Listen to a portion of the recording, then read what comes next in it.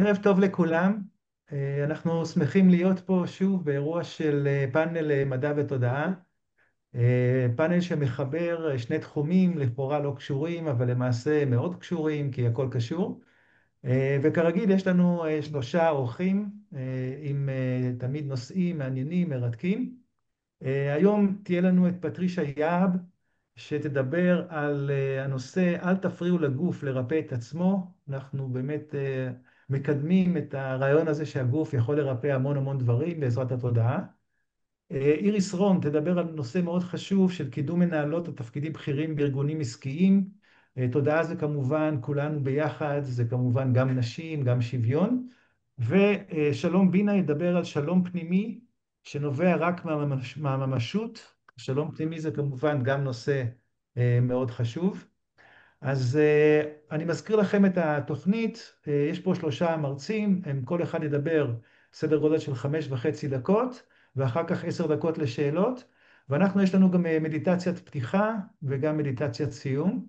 אז היום את המדיטציית פתיחה תתחיל פטריסיה. בבקשה, הבמה שלך, 2-3 דקות למדיטציה, להיכנס תודה לנהיגה. רבה, תודה רבה. אז ברוכים הנמצאים, תודה רבה על ההזמנה. ואנחנו נתחיל ככה במדיטציה לחיבור. קחו נשימה עמוקה פנימה. אתם מוזמנים לעצום עיניים. נשימה עמוקה מהאף. לעצור כמה שניות. ולשחרר דרך הפה. עוד נשימה עמוקה פנימה. לעצור כמה שניות. לשחרר דרך הפה. וכל נשימה שאתם לוקחים פנימה, אתם מכניסים אוויר נקי וצלול, שמאפשר לכם להיזכר. כל נשימה מחברת לנשמה. מזכירה לנו מי אנחנו באמת. חלקים בתוכנו, רבדים בתוכנו, עמוקים. כל נשימה מעוררת את הנשמה. גורמת לנו להרגיש בבית. תחושה של חזרה הביתה. ואיזושהי ידיעה פנימית שהכל בסדר. הגוף נרגע, אנחנו נזכרים בתחושות, ברגשות. אנחנו רגע נותנים מענה לכל מה שצף היום. אולי היה שם איזשהו כעס, אולי איזשהו עצב, אולי תחושות לא נעימות, שפשוט לא שמנו לב, התעלמנו מהם. אז זה הזמן להתחבר, לנשום ולחבק הכל. קחו עוד נשימה עמוקה, אפילו עם איזושהי בחירה והחלטה לעשות משהו אחרת. משהו שתוכלו לחזור אליו כל יום 5 דקות ולהיזכר מי אתם באמת. מה המהות שלכם בעולם. להיות אתם.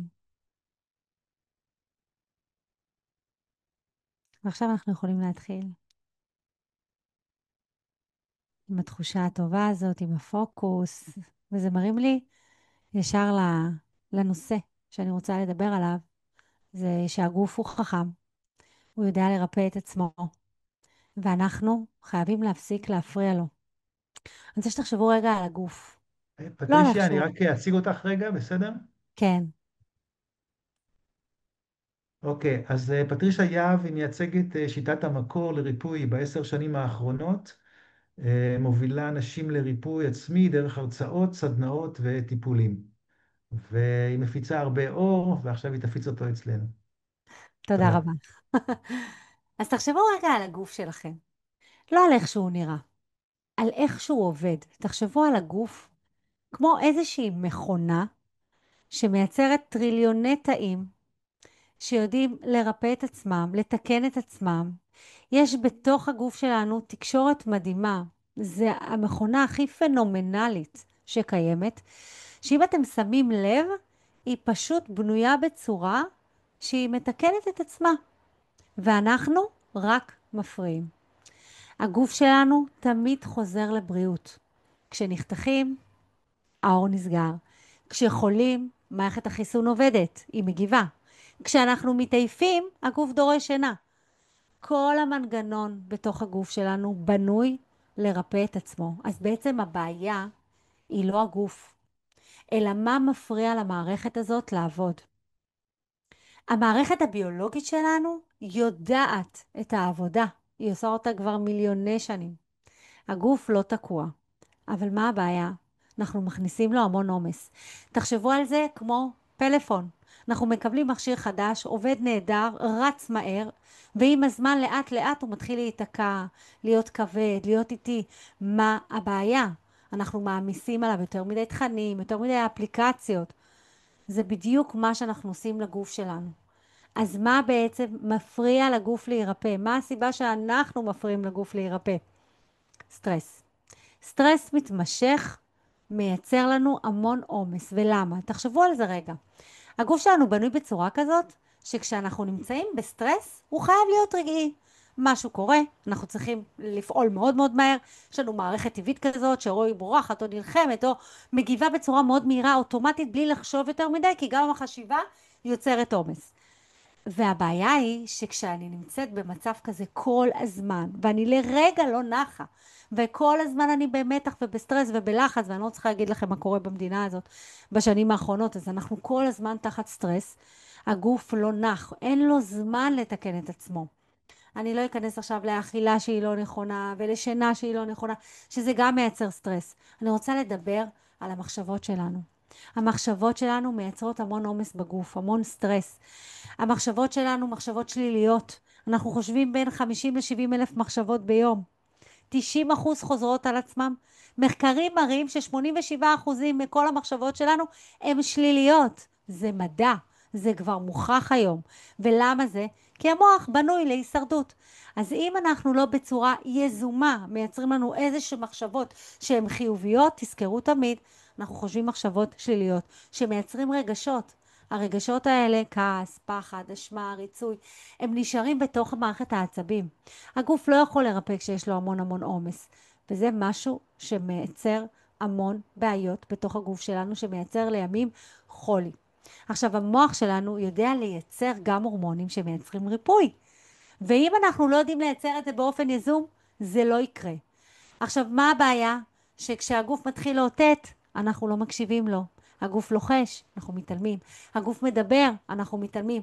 רק כשהגוף מתחיל לצעוק, אנחנו מתחילים להתעורר, וגם שם אנחנו נפנה לדברים אחרים, למקורות חיצוניים, אנחנו לא ניכנס פנימה ונחשוב מה הבעיה האמיתית. עכשיו, ההבנה הזאת היא משחררת, כי אז בעצם אני מבינה שהכאב הוא לא אויב.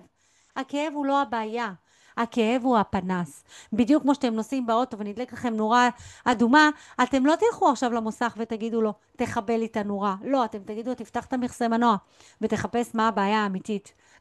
ברגע שאנחנו מפסיקים להילחם בגוף שלנו ומתחילים להבין אותו, הריפוי מתחיל. תחשבו שאנשים שמתמודדים שנים עם כאבים מסוימים, יכולים להעלים אותם תוך כמה זמן, ממש מהר, ברגע שאנחנו מבינים את המסר של הגוף, את הצעקה של הגוף, ואנחנו מתחילים להקשיב ולתת מענה. אני רוצה לתת לכם פה כמה כלים חזקים, בזמן הקצר שנותר לי, מה כן עוזר לגוף להירפא. הדבר הראשון, נשימה מודעת. אנחנו לא נושמים נכון. לא רק שאנחנו לא נושמים, כל רגע שאנחנו נפגעים, נעלבים, עצובים או כועסים, אנחנו עוצרים את הנשימה שלנו. נשימה מודעת של 3-4 דקות ביום, בין אם זה מדיטציה, בין אם זה רגע לעצור ולקחת נשימה עמוקה כמה פעמים כמו שעשינו בהתחלה ולשחרר, כבר מורידה סטרס. הדבר השני, הקשבה יומית לגוף. מה אני מרגישה? מה עובר עליי? דקה ביום לשאול, איך אני מרגישה עכשיו? מה עובר עליי? להניח יד, לנשום, לחבק את עצמי. והדבר השלישי, שחרור רגשי מודרך. תחשבו על איזושהי סיטואציה שאתם אולי מחזיקים, מטען רגשי, כעס שנמצא. תחזרו לסיטואציה בדמיון ותראו איך אתם משחררים את הרגע הזה. איך אתם נותנים מקום לאיזשהו רגש שלא קיבל מענה. אז דבר אחד שאני רוצה שתיקחו מתוך ההרצאה הזאת, שהגוף שלנו הוא חכם, הוא יודע לרפא את עצמו, תפסיקו להפריע לו, תהיו בהרמוניה, בהלימה, בשמחה. זה גם המדע יודע, וגם אנחנו יודעים שהכל קיים בתוכנו. הגוף חכם, יודע לרפא את עצמו, רק צריך להפסיק להפריע לו. תודה רבה. וואו, תודה רבה. כמה הרבה חוכמה יש בהרצאה הזאת. מאוד אהבתי את הנושא הזה של הנורה האדומה ברכב, שזה שווה לכאב. מקסים, פשוט מקסים. תודה. אה, באהבה. אנחנו עוברים עכשיו למרצה השנייה, איריס רון, ואיריס רון תדבר על קידום מנהלות לתפקידים בכירים בארגונים. ורק שנייה, אני פשוט, היה לי פה את הזה שלה, הנה. איריס רון היא דוקטורנטית למנהל עסקים, אם אני לא טועה באוניברסיטת בר אילן, עומדת לסיים בקרוב. היא מאמנת מנהלות שרוצות להתקדם לתפקיד בכיר, מנהלת פורום מנהלות משאבי אנוש של ישראל, המונה 4,000 מנהלות כוח אדם, וגם מחברת מאות בעלי עסקים ללקוחות ארגונים כבר 11 שנה. אז כאמור, היא תדבר לנו היום על הקידום של מנהלות. בבקשה. טוב, שלום לכולם. אז כמו שאלון הציג אותי, שמי איריס רון, אני דוקטורנטית לכלכלה ומנהל עסקים, בדגש על מנהל עסקים בנושא של קידום נשים לתפקידים בכירים בארגונים. זה באוניברסיטת יאסי, מחוץ לארץ, ברומניה. תיקון קטן. אז היום נדבר על קידום נשים לתפקידים בכירים. למה נשים צריכות להתקדם לתפקיד בכיר?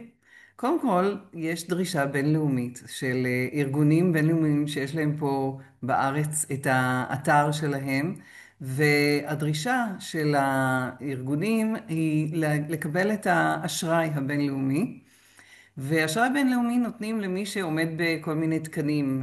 פעם יש איזו ויש עניין של לשלם שכר מעל שכר מינימום לעובדים וכולי.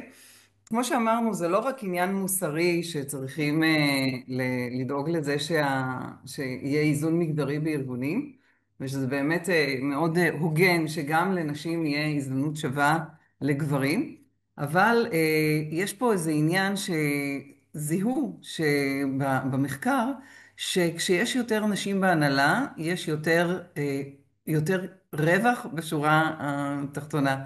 זאת אומרת, יש יותר כסף. רואים שזה עוזר, וארגונים עסקיים, אנחנו יודעים שמה שהם, המטרה שלשמה הם נוצרו היא להרוויח כסף. כמובן יש להם גם ערכים נוספים, לעשות טוב לעולם, אם זה מזון, אם זה כל דבר אחר. אז אנחנו שואלים, אז למה דווקא ששמים נשים בתפקידים בכירים, זה גורם לזה שיש יותר בשורת הרווח הסופי?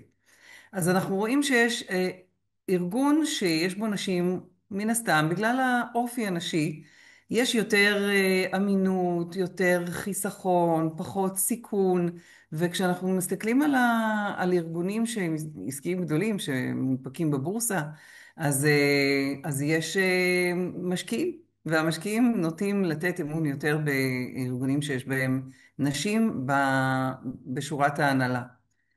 אז יש מחקר שנערך בארצות הברית, וזה פה באמת הצד המדעי של הסיפור, ל-2,000 חברות של 400 מיליון דולר.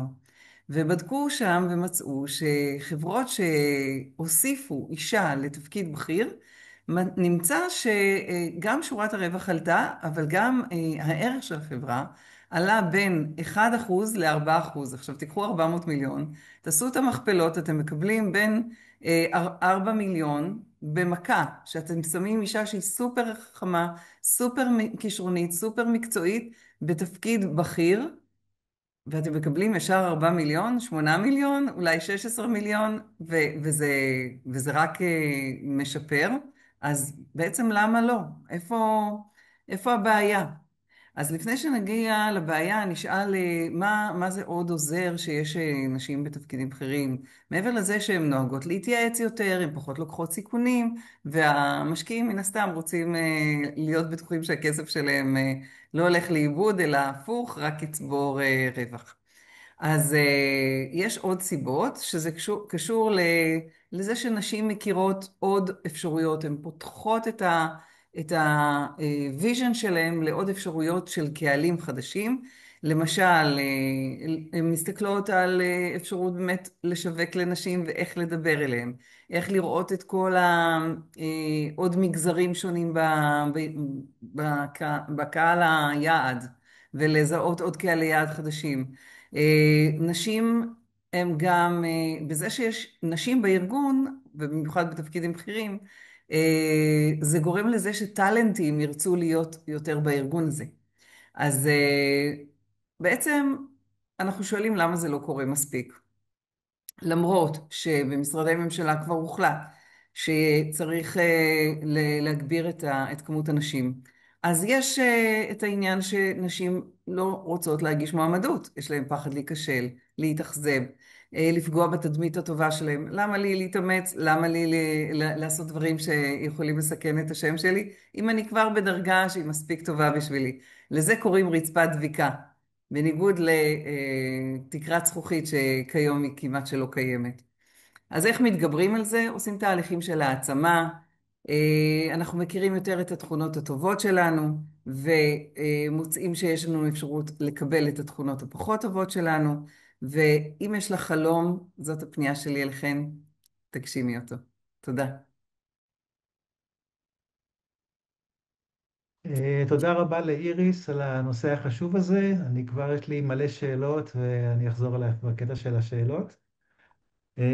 ואנחנו עוברים עכשיו לשלום בינה, שאני מכיר אותו דרך מצפה. אנחנו בהדרגה מביאים לפה בעצם את כל האנשים שהקימו את מצפה, המייסדים. אז שלום בינה הוא בקצרה ממייסדי מצפה, שהוא כמובן ידבר על זה, או בשלב השאלות, והוא גם מיישם התנועה לשלום פנימי, שאני כבר אוהב את השם הזה, ואני בטוח שזו תנועה שעושה דברים חשובים. אז בבקשה, הבמה שלך. אהלן, אז שמי שלום בינה. חוץ ממצפה והתנועה לשלום פנימי, אני רוב חיי הבוגרים עובד בחינוך, יש לי תעודת הוראה ועסקתי הרבה בחינוך, בעיקר בתחום החינוך החברתי. ובשנה וחצי האחרונות הרבה דברים התחברו לי, שליוו אותי הרבה מאוד שנים, ואני הולך לדבר על היבט שנמצא בעצם במרכז של הספר שהוצאתי לאור, שנקרא עם אחד בלבד, שעל בסיסו מושתתת התנועה לשלום פנימי, וזה הזהות האמיתית שלנו. עכשיו, השם שנתתי להרצאה שלי היום זה ששלום פנימי נובע רק מהממשות, אז רגע, מה זה אומר הממשות?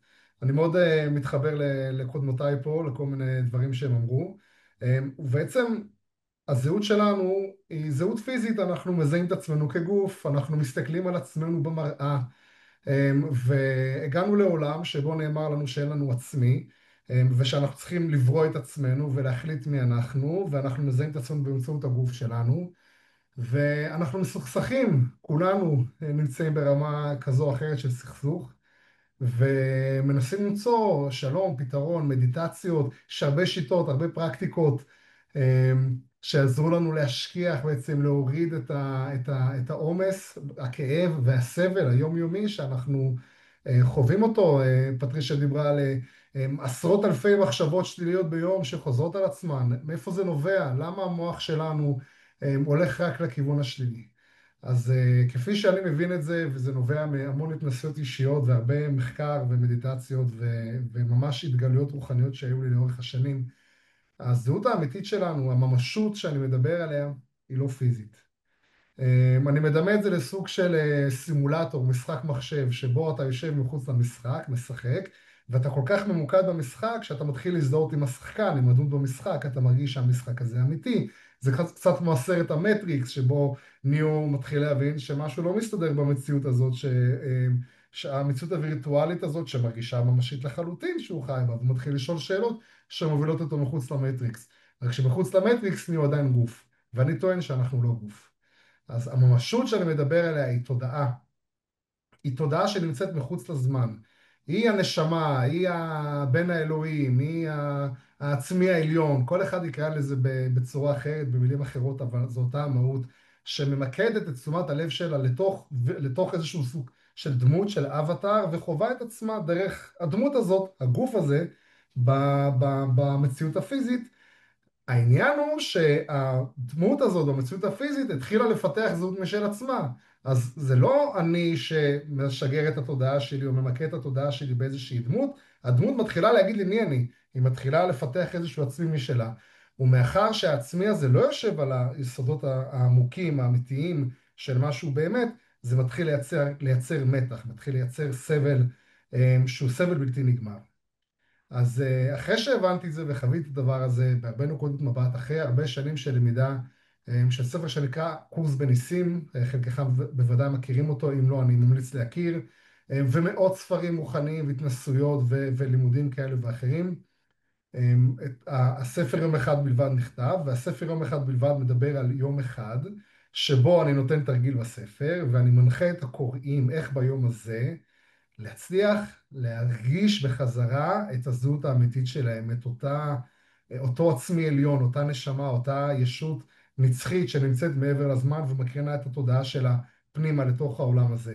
הוא מבוסס בעיקר על היכולת שלנו לא לשפוט ולהתמסר באופן מוחלט לרגע הנוכחי, אבל למעשה כל הספר הזה הוא כל כולו נכתב כדי לאפשר את היום האחד הזה, לאפשר רק יום אחד בלבד שבו אני מסוגל להגיע לשחרור ולהתמסרות של אמונה כל כך גדולה כדי להיזכר במי שאני, והשיעורים שאתה תלמד ביום הזה ישנו את חייך. אז יש לי ממש עוד דקה, ואני רוצה בדקה הזאת לשתף מסך.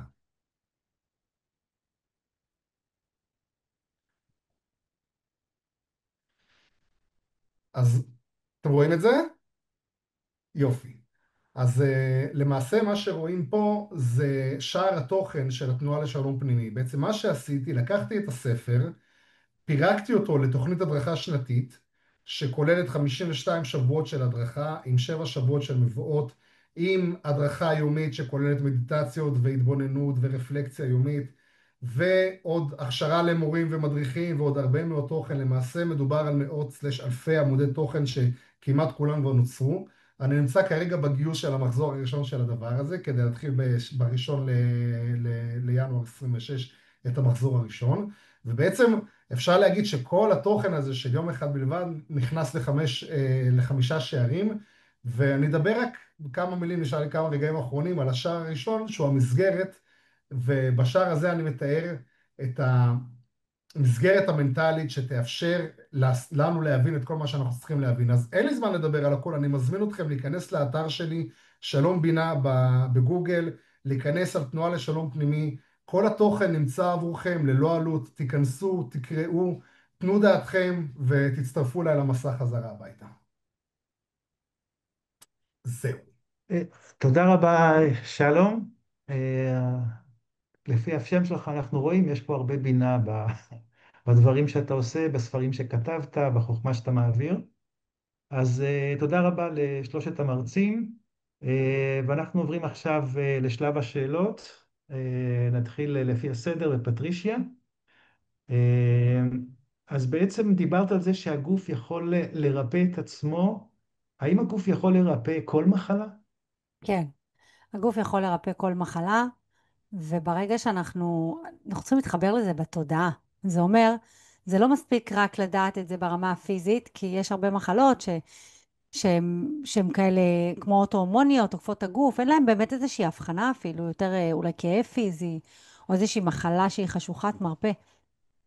כדי שהגוף ירפא את עצמו, הוא צריך להיות בהלימה עם התודעה. זאת אומרת, התודעה, אני המאמין, אני העצמי, אני העליון, צריך להיות פה חיבור פה של כל הדברים ביחד, שאנחנו צריכים באמת להאמין שאנחנו מסוגלים לרפא את עצמנו, ואנחנו מסוגלים גם אפילו לראות את הריפוי שלנו עוד לפני שהוא קרה.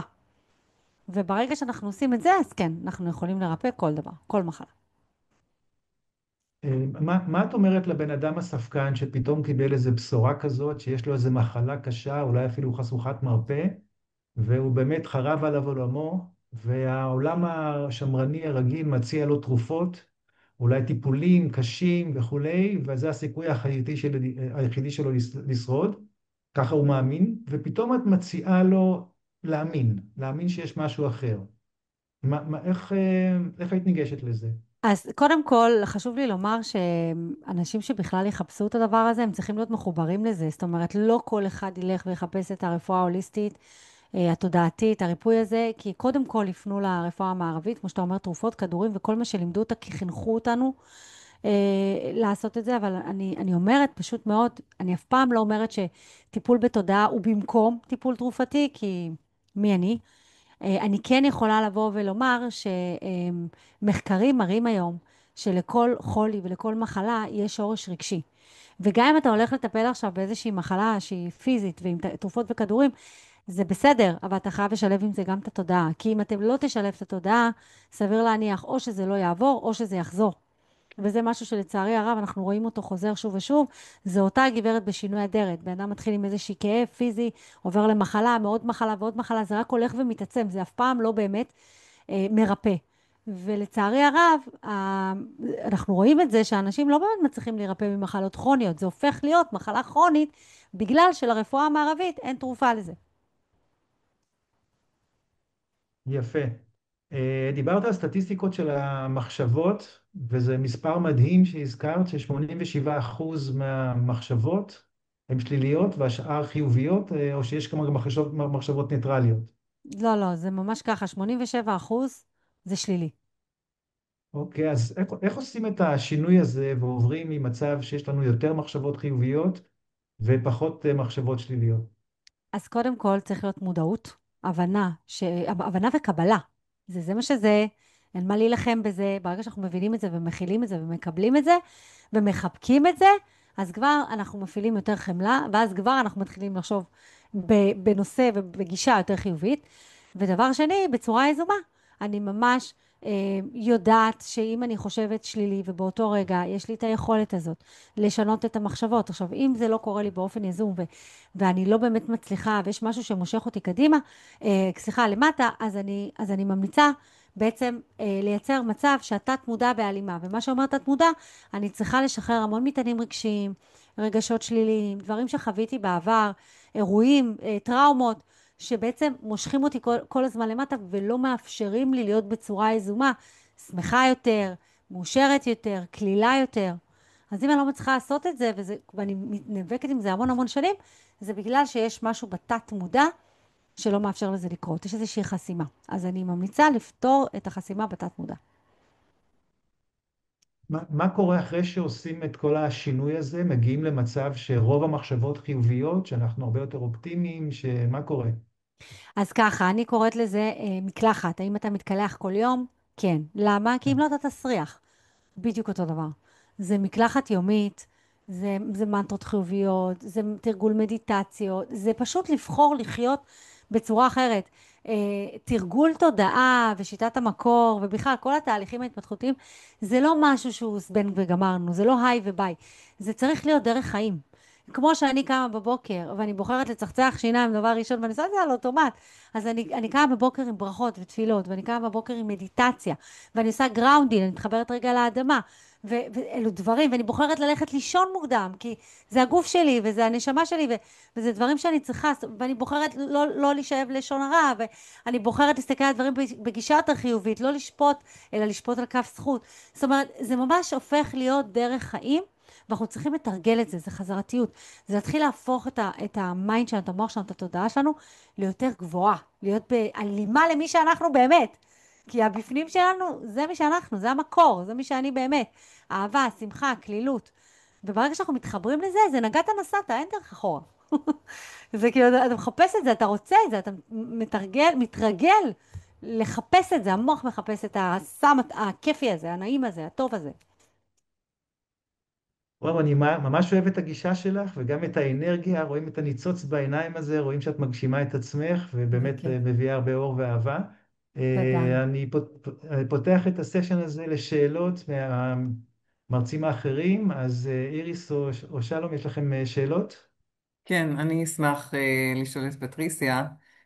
יש דבר כזה, בעיית עור שקורית בדרך כלל בידיים לנשים, או לתינוקות אפילו שרק נולדו, ואומרים שזה באמת בא מסטרס. אז זאת אומרת, אוקיי, נשים בוגרות, אז אפשר להבין.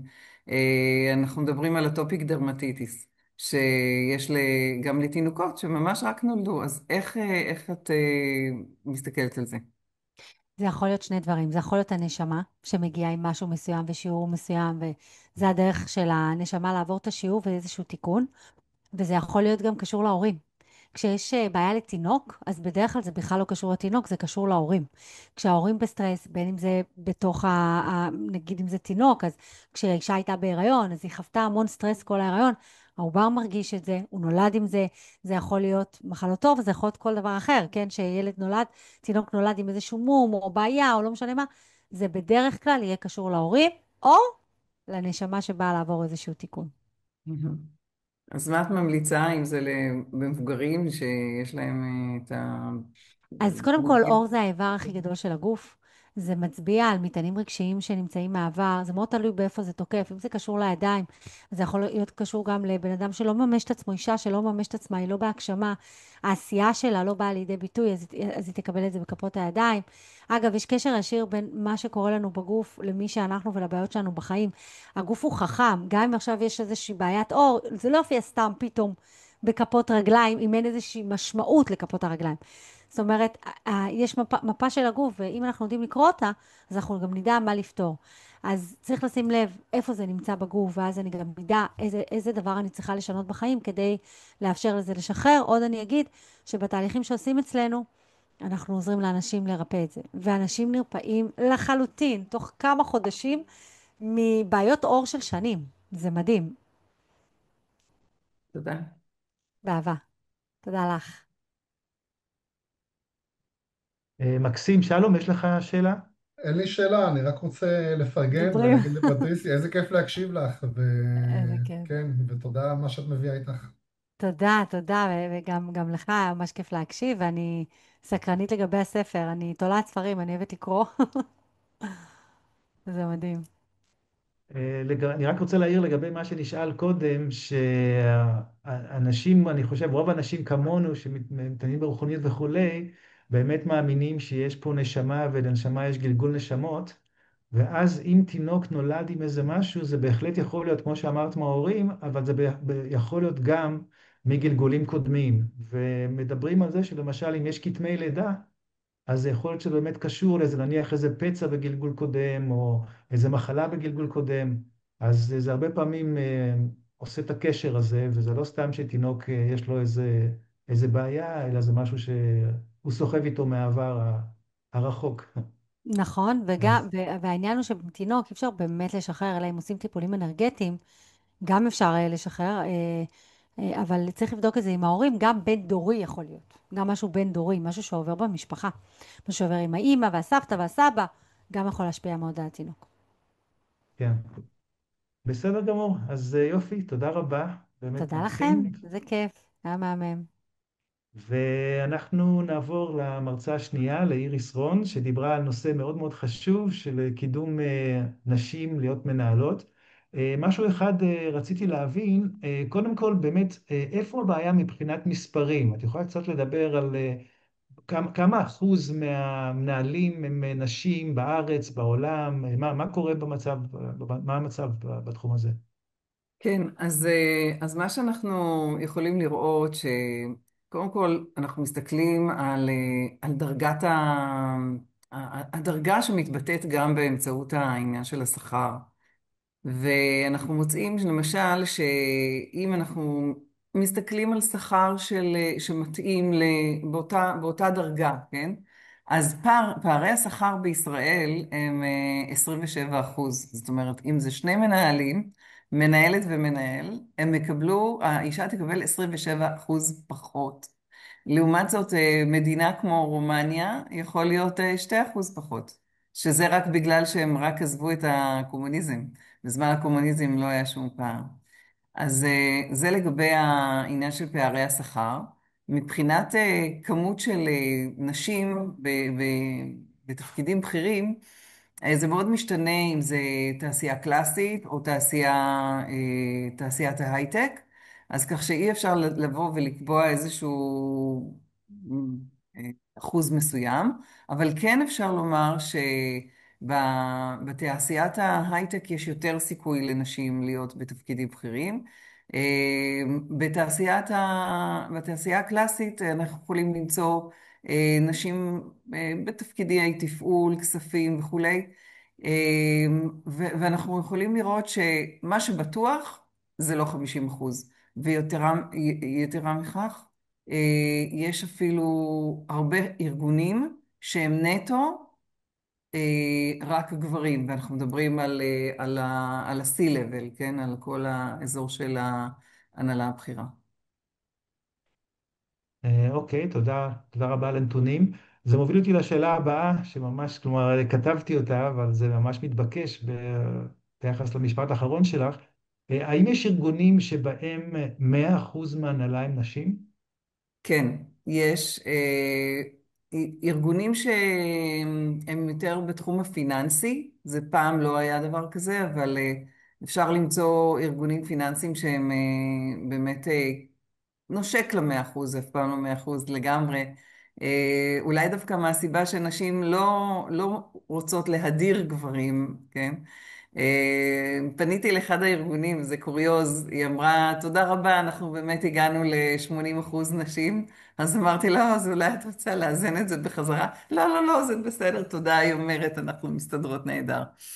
אז אנחנו יכולים לראות יש לנו כן מקצועות שהם נשיים. אם ניקח למשל מורות, אחיות, מנהלות משאבי אנוש. אני מנהלת את הפורום של מנהלות משאבי אנוש בישראל, ואני יכולה להגיד לכם שמתוך 4,000 מנהלות יש לנו פחות מ-15 גברים בפורום. אז זה לא רק בגלל שהם לא רוצים להשתתף, פשוט אין הרבה גברים בתחום הזה. בעבר זה כן היה תחום גברי, גברים היו בתפקיד של מה שנקרא מנהלי כוח אדם, או קראו לזה המנגנון, והיו סמנכ"לים והיו עם שכר גבוה, והיום הרוב זה מנהלות משאבי אנוש. כן, מדהים. אני חושב אני מניח שזה משהו שגם לא נחקר, אבל דיברת על זה בעצם שבארגונים שיש רוב גברי גדול במנהלים, אז פשוט ברגע שמוסיפים נשים אז המצב משתפר. אני מניח, כן, אבל זו סתם הערכה כללית, שברגע שיש גם רוב נשי עצום, אז גם פה דווקא היה מקום לאיזון. זה המצב או שזה לא נחקר? את מבינה את אני השאלה או חושבת שלא הייתי שלא מספיק בהיר? חקרו, לא חקרו את זה מכיוון שזה מאוד נדיר למצוא ארגונים שהם רוב נשי. אם אנחנו מסתכלים על התמונה הכללית הארצית או העולמית, אנחנו מוצאים שיש הרבה יותר ארגונים שהם רוב גברי מאשר ארגונים. אפשר לומר אפילו בסגנון של 98% זה רוב גברי, כן? ולמצוא ארגונים שהם רוב נשי זה ממש בפינצטה לאתר אותם, זה כמעט לא קיים. כן. ועוד שאלה אחרונה, לפני שנעביר את השרביט גם למשתתפים האחרים, האם יש נתונים גם לגבי להט"בים, מנהלים להט"בים? תחזור לשאלה? מנהלים להט"בים מהקהילה כן, הלסבית, הומואית, מה טרנסים השאלה? ובי. האם יש מנהלים, נתונים על מנהלים מהקהילה הלהט"בית? אוקיי. כשמדברים באמת על מגדר ואיזון מגדרי, אז לפחות במחקר שלי אני עסקתי גם רק בתחום ממש תחמתי את זה רק לתחום של נשים וגברים. כל התחום של הלהט"ב, אני יודעת מתוך המנהלות משאבי אנוש, הם נמצאים בכל מיני דרגות וגם בתחום הניהולי, ואין שום בעיה, ופשוט זה לא משהו שאני חקרתי אותו, אבל ודאי, יש מנהלים מכל המגדרים.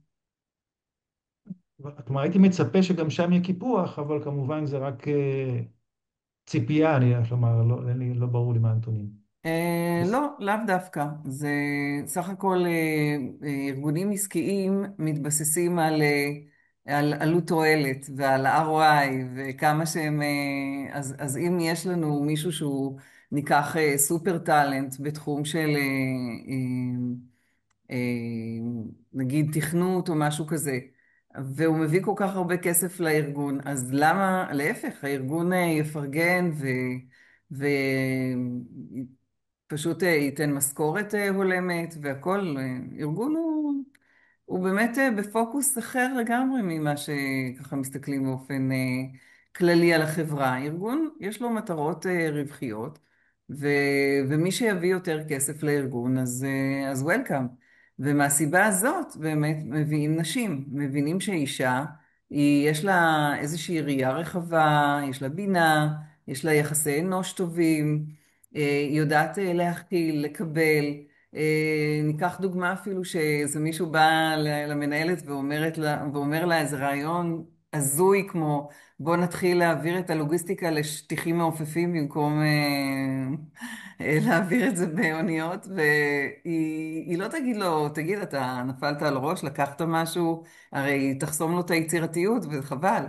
אז מה היא אומרת? היא אומרת לו, זה נשמע רעיון מעניין, אולי תביא לי כמה דוגמאות איך זה קורה בארגונים אחרים. עכשיו, כמובן, שטיחים מעופפים עוד לא שמענו על זה כאמצעי לוגיסטי, אבל היא לא חסמה אותו, וזה רק ככה דוגמה קוריוזית, כן, הומוריסטית לסיפור, ש, שנשים, בגלל היכולת התקשורתית שלהן, בגלל שהן לא משתמשות הרבה בסמכות, בגלל שהן יותר קשובות, הן יותר מכבדות את זה שלבן אדם יש עניין של איזון בית ועבודה. למשל, וזה לא רק בגלל שזאת אישה שצריכה לקחת את הילדים שלה מהגן יותר מוקדם. לפעמים זה איזון בית ועבודה, זה יכול להיות גם עניין למישהו שהוא צעיר ויש לו חוג יוגה היום, אז למה לא לאפשר לו? זה כן, בגדול. אוקיי, בסדר גמור, אז תודה רבה, ונעביר את השרביט לשלום או פטריסיה לשאלות. יש לכם שאלות לאיריס? כן, האמת היא שדי סקרן אותי, קצת בלבל אותי ההרצאה ומה שאתה שאלת עכשיו. אז אם הנשים הן כל כך טובות, למה הן נמצאות פחות בארגונים? למה בסוף במנהלים, את אומרת שהן כל כך מכילות, טובות, אז למה בסופו של דבר יש יותר גברים? כן, אז אוקיי, אז יש בזה כמה נקודות. אחת זה נקודת הגיוס. איך את מגייסת נשים? צריך באמת עניין מה שנקרא סורסינג. איפה נמצאות הנשים האלה שאנחנו צריכות למצוא אותן אה, ולמשוך אותן לארגון שלנו? עכשיו, יש עניין גם ש... שמה שציינתי בהרצאה הקצרה, שיש מה שנקרא רצפת דביקה. היא אומרת, אני מסודרת, יש לי תפקיד מאוד נחמד, אני אוהבת את העבודה שלי, אני אוהבת את האנשים, אני לא רוצה להתקדם לתפקיד בכיר. וככה היא נשארת במקום שלה, ולא רוצה להתקדם, ולא עושה שום מהלכים כדי להתקדם, וככה לא מתקדמים.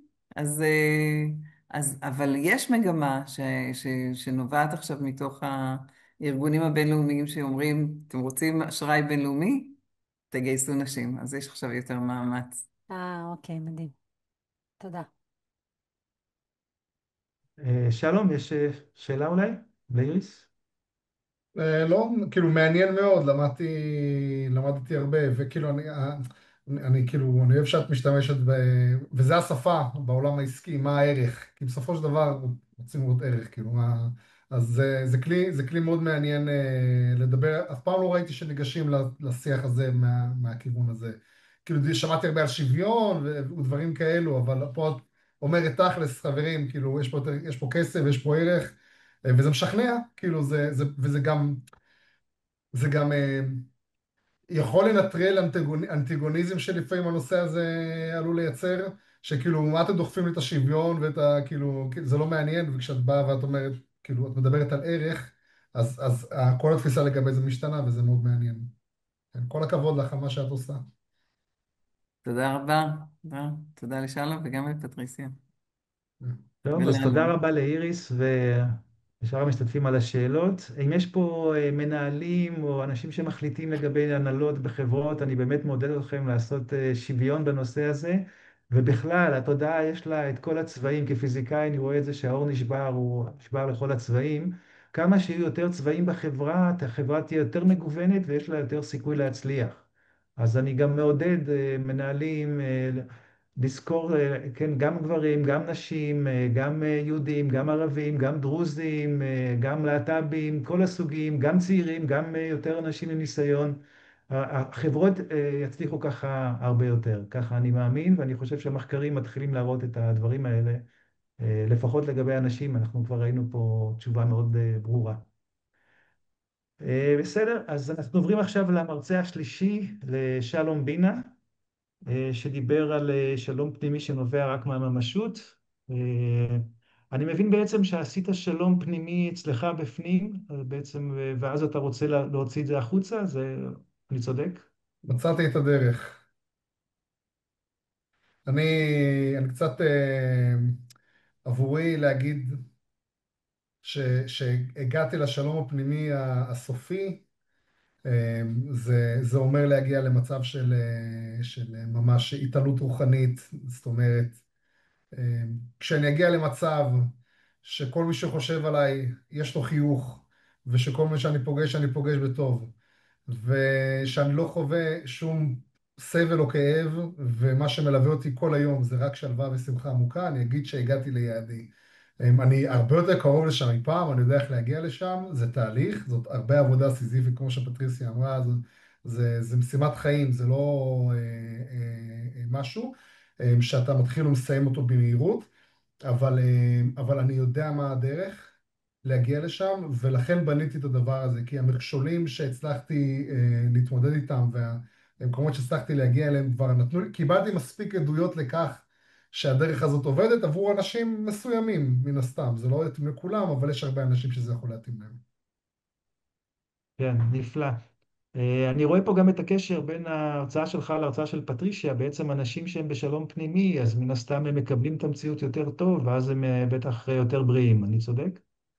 כן, אתה צודק, והפילוסופיה של המים, הדרך שמופיעה באמצע התמונה הזאת שהראיתי, זה מין פילוסופיה שמדברת על איך אנחנו מזהים את עצמנו, מדמים את עצמנו כמים כשאנחנו נעים בעולם. דרך 14 מצבים של מים, וזו פילוסופיה מאוד מעניינת, שגם לומדים בספר ובתנועה, והדבר המרכזי זה כניעה. ואנחנו צריכים לעבוד על כניעה למציאות, כניעה למה שאני מרגיש עכשיו, כניעה של כל מצב שמגיע, בין אם הוא נעים או לא נעים, ולדעת שהכל משתנה באופן תדיר. הדבר היחיד שלא משתנה זאת הממשות שאני מדבר עליה, אבל העולם הזה נמצא בהשתנות מתמדת, וכל דבר שנתון לחסדי הזמן, הגוף שלנו, כל הרכוש שלנו, כל מה שקורה וקרה אי פעם בעולם ייעלם, והדרך הזאת מזמינה אותנו להיכנע, ובעצם הכניעה הזאת מאפשרת לנו להיות שלווים ובשלום פנימי. כן, יפה, בסדר. דיברת בעצם על שני ארגונים שאתה בעצם מייסד או קשור אליהם, אחד זה מצפה והשני זה התנועה לשלום פנימי. אתה רוצה אולי להרחיב, כלומר, בקצרה, כן, במסגרת כן. הזמן שיש לנו, אבל להרחיב אולי על שני הארגונים האלה? מצפה זאת עמותה שעוסקת בהפצת תכנים הקשורים להרחבת התודעה והגעה לשלום פנימי. העמותה כבר נמצאת ברשם העמותות, סליחה.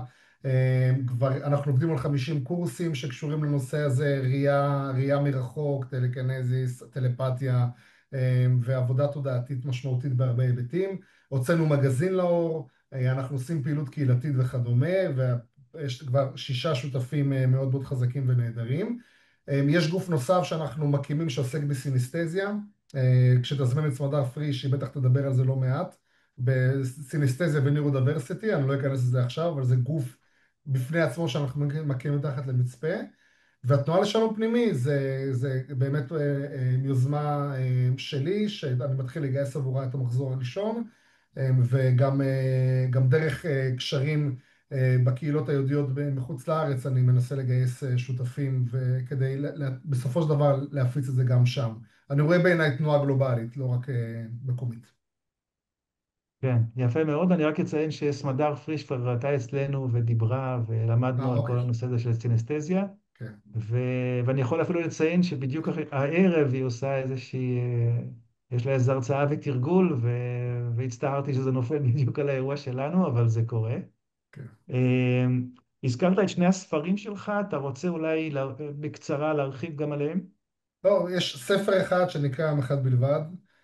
זה ספר שכולל, הוא חצי מורכב מהרבה פרקים קצרים, חצי זה קלפי מודעות שפיתחתי, שמגיעים ביחד עם הספר. זה הספר עבודה הפנימי הראשון בעולם שמאומן על בינה מלאכותית, אז בעצם אימנתי בינה מלאכותית שתוכלו לדבר איתה כאילו אתם מדברים איתי, כאילו אתם מדברים עם הספר, זה היה לי ממש ממש כיף לעשות את זה. ובעצם הספר הפך להיות, ידעתי שהוא אמצעי כשכתבתי אותו, ולקח לי זמן להבין למה, ובעצם את הספר פירקתי והפכתי אותו לתנועה לשלום פנימי, עוד עם המון תוכן מסביב שקשור לזה. אני כן עובד על עוד 2 ספרים בהמשך, אבל נגיע לזה, אין מה לדבר על זה עכשיו. מצוין, טוב, אז הרבה הצלחה בספרים שכתבת וגם בספרים שאתה מתעתד לכתוב. אנחנו נפתח עכשיו את החלק הזה לשאלות מהמשתתפים האחרים. איריס, פטרישיה, יש שאלות לשלום? אז כן, כמובן. קודם כל זה מדהים מה שאתה עושה ומסקרן אותי ממש, כי אנחנו ככה מאוד דומים בתכנים. וגם בסופו של דבר, המקור, מה שאני מכנה המקור, שיטת המקור ושלום פנימי, יש לזה, זה דומה ושונה, כל אחד בכלים שהוא נותן. רציתי לדעת, אחד הדברים שאני מתעסקת איתם המון, זה חרדות. ו, ואיך אתה אומר לבן אדם שסובל חרדות, בוא תיכנע לתחושה, או איך באמת אפשר לעזור, איך כאילו איך אנחנו מכניסים את השלום הפנימי לתוך החרדה. אני נתברכתי בלעבור בעצמי תקופה די קשה של חרדות, שכללה ממש להגיע לאשפוז, כי הייתי בטוח שאני הולך למות, וטיפול CBT וטיפול פסיכולוגי, ובסופו של דבר מה שהושיע אותי מהחרדות אחת ולתמיד זה הדבר הזה, זה הדברים שאני מדבר עליהם. אני חושב שקודם כל בבסיס של כל חרדה ופחד יושב בעיניי עניין של אמונה. האמונה זה הכלי שמאפשר לנו לעשות את הקפיצה מעל הפער הנתפס בין מה שאני רוצה לחוות לבין מה שאני חווה עכשיו, וכמובן, וזה כולל גם מחשבות מפחידות, כמו מחשבות של חרדה. והעניין הזה אני חושב לכן אני מכוון על זה בתרגיל של יום אחד בלבד, אבל אני חושב שמפגש אמיתי, אינטימי, עמוק עם עצמך, אפילו מפגש אחד, יכול לשנות את מסלול חייך. אין לך חרדות מקום, אתה מרגיש שאתה מבין מי אתה באמת, החרדות אין להם שם בכלל פה לדבר בו. אז כן, חרדות זה דבר שכולנו מתמודדים איתו, ובאמצעות הרבה טקסטים של הספר הזה ושל התנועה אפשר לדעת איך להתמודד איתם, וכמובן, כמו שאמרתי, הדרך שלי היא לא היחידה, זה עוד דרך, יש עוד דרכים וכולן חשובות. הכל ואליד, אנחנו חייבים לראות את הדברים מעוד נקודות מבט, וגם עבורי אני קורא כמה ספרים ולא ספר אחד, אני צריך עוד נקודות מבט, וזה מייצר משהו שלם, לכן אנחנו מאוד מאמינים בשיתוף פעולה, גם במצפה, וגם אני כל הזמן מקדם שיתופי פעולה עם כמה שיותר אנשים. מדהים, מדהים. אז אנחנו נדבר על השיתוף פעולה בינינו. אני אשמח, מחכה לשיחה. כן. מדהים. כן. זה מאוד יפה. משמח אותי לראות שיש שיתופי פעולה, זה אחת הסיבות של האירוע הזה, של הפאנל. איריס, יש לך שאלות לשלום? לא, האמת שלא, באמת נהניתי לשמוע את כל מה שנאמר כאן, גם מה ששלום אמר וגם מה שפטריסיה, פשוט היה כיף. תודה, ממש. ממש. בסדר, אז אם אין עוד שאלות לשלום, אז אנחנו נסיים את הקטע הזה, הקטע של השאלות והתשובות, אז באמת תודה רבה לכולכם,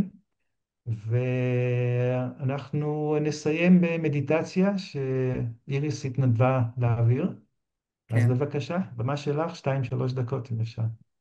אוקיי. אז אתם יכולים לקחת נשימה עמוקה, לעצום עיניים, ולדמיין את האני העתידי שלכם במקום שאתם הייתם רוצים להיות בו.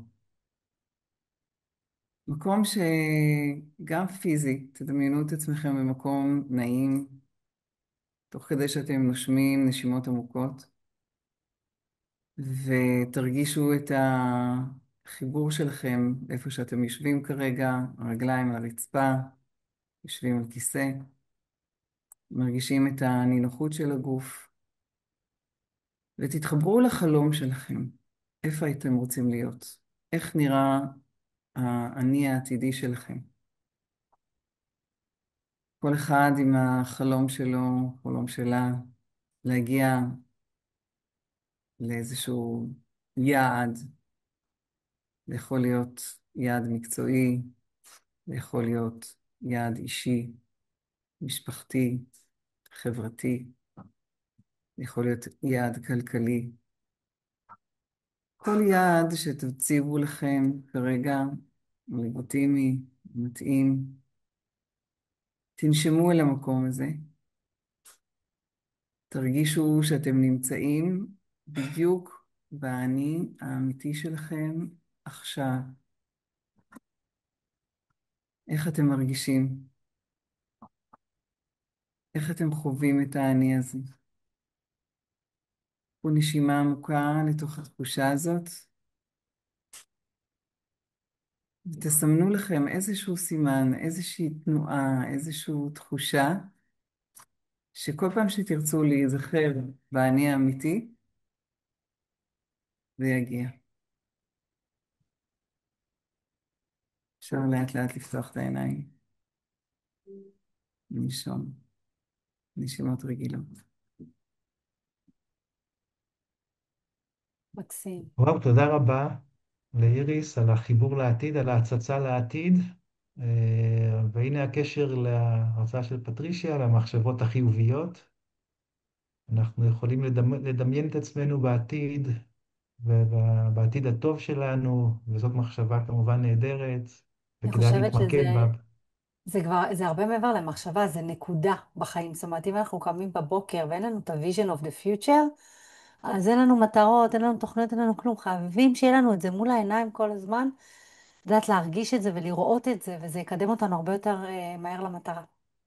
נכון, ממש. כן, בהחלט. במקום החרדות, לשים מטרות, להגשים אותן, חלומות. נכון, לא להזדהות עם החרדות, לא להזדהות עם המחשבות השליליות, לא להזדהות עם האגו הזה שמנסה להגן עלינו ולשמור עלינו מפני מה שלא צריך, כן?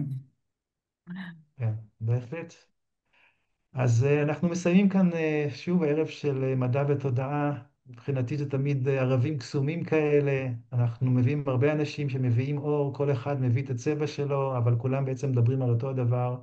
על זה שכולנו מחוברים, שיש לנו מקור אחד, ושכל אחד יש לו את המתנה שלו לתת ליקום. הוא צריך למצוא את הייחודיות שלו, להביע את עצמו, ואז הוא יהיה מאושר וכולם מסביב יהיו מאושרים, וכולנו נהיה מאושרים. זה נשמע אולי אוטופיה, אבל זה בהחלט אפשרי.